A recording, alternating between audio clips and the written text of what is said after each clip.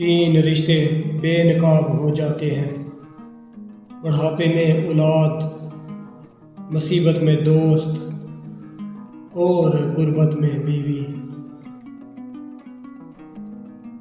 دوست کو دولت کی نگاہ سے مت دیکھو، وفا کرنے والے دوست اکثر غریب ہوا کرتے ہیں۔ تمہارے والدین تمہیں بچپن میں شہزادوں کی طرح پالتے ہیں اور تمہارا فرض بنتا ہے کہ ان کے بڑھاپے میں ان کو بادشاہوں کی طرح رکھو۔